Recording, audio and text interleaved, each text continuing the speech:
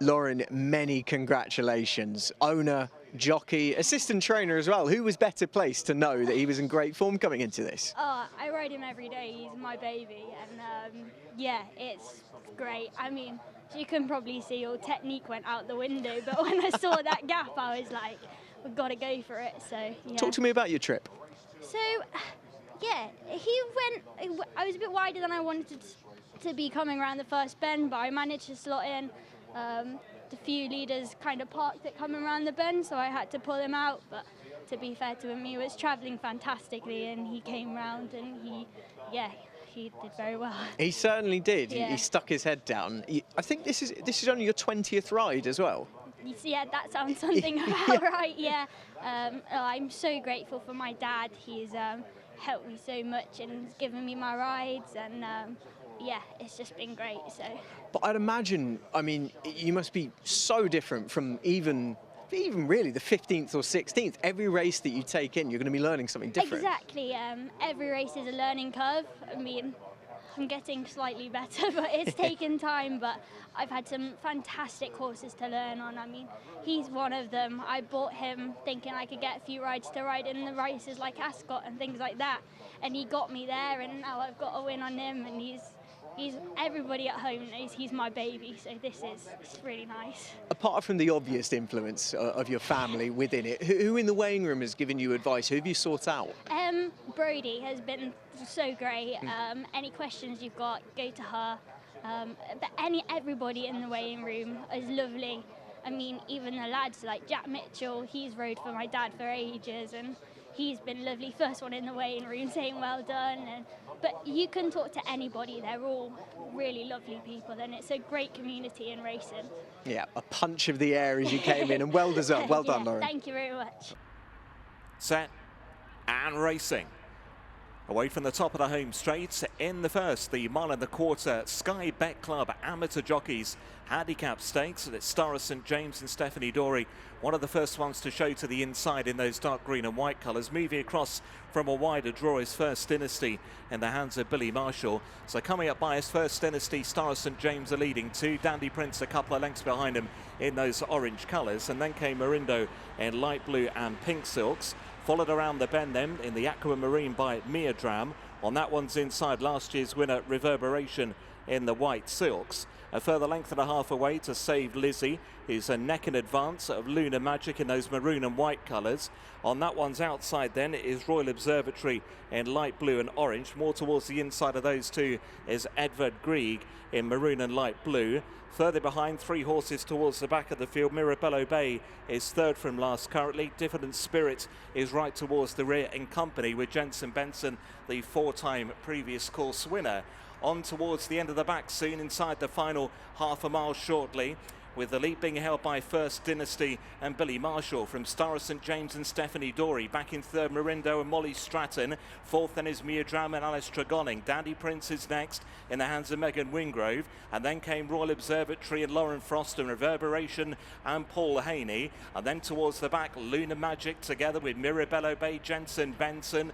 Ridden along on the turn towards home is Edvard Grieg and Fletcher Yarham. And Diffident Spirit of Lewis Kent just about the back markers. And they're about to level towards home. It is Star of St James in dark green and white, taken on by Mia Dram, who travels strongly towards the top of the home straight, and Mia Dram's now moved into the lead, goes on by a length now. Saved Lizzie is up into second. Reverberation is battling away in the white jacket, and then coming into it, Royal Observatory. Jensen Benson from a long way back as well. Inside the last, it's Mia Dram, taken on by Royal Observatory. Reverberation up the inside, Mia Dram and Royal Observatory getting there. Royal Observatory on the line from Mia Dram, Reverberation, and then behind those came Mirabello Bay, Never Nearer.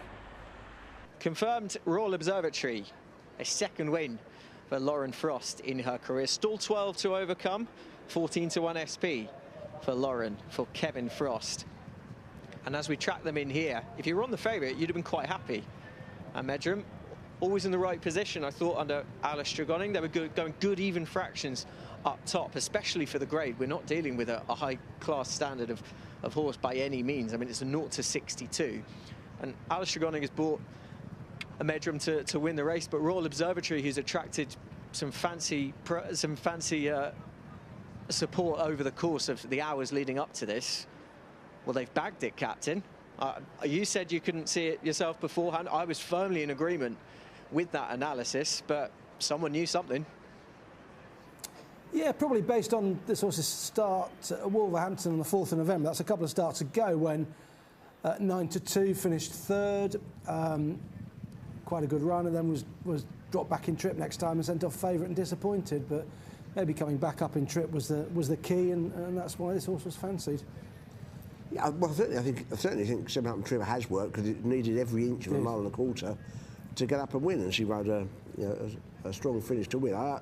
Just out of interest, if you were on the favourite, Miadram, I think he's been given an absolute peach really good by Alistair Gonin, who from stall 16 has got across as far as you could realistically hope, while taking a prominent position and getting the horse settled. I thought it was produced at the right time, just got beaten. Certainly no slight on her that the horse got beat, in my view. And the winner just proved too strong for her in the final furlong. Yeah, I must say it's not one I fancied beforehand, but you can't argue that, again, she's given it a very competent ride. And a second ever winner, did they say? I think they did. So that was a good winner. Plenty of horses didn't get into it. We managed between us to stop the two that we gave a positive mention. Diffident Spirit, who's at the back at the moment, and the horse 2 places ahead of him was Edvard Grieg. So yes. It's a good, an ominous start by us for this evening. I know. Well, mine ran terrible. I fancied Diffident Spirit. Well, mine too. I say the two of ours both ran terrible. I'm saying they both did. The second favourite, Jensen Benton, never really in it. Threatened briefly 2 out to get involved when it came for a bit of a move down the outside, but never really threatened.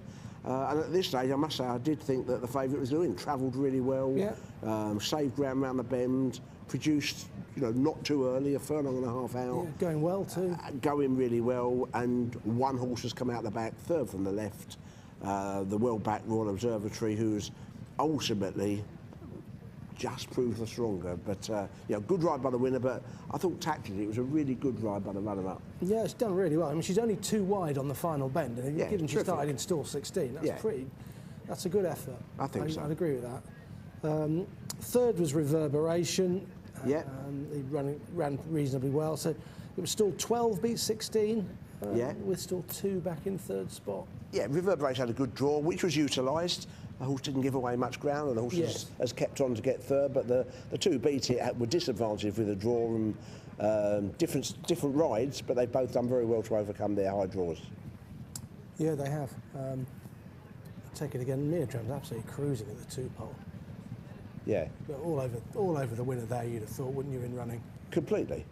Has beat the rest well enough. It's not like I don't think he stopped in front. The winner just proved a little bit too strong. She was strong enough in the finish as well, Alice Tregoning. I thought she was giving it a really good ride. Didn't go for a whip till late on, and half furlong pole, and she's kept hold of the horse's head and just been run out of it, just been edged out. Unlucky, really. Happens, absolutely. Unlucky, but well done if you back Royal Observatory. Some people did, obviously. Lauren Frost, well done to her as well, getting this gelding up to win. Watch live racing now on racingtv.com.